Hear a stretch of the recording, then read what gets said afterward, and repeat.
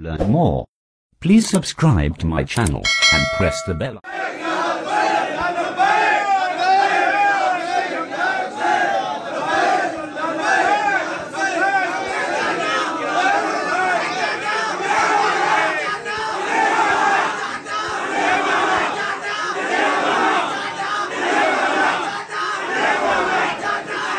Learn more. Please subscribe to my channel and press the bell.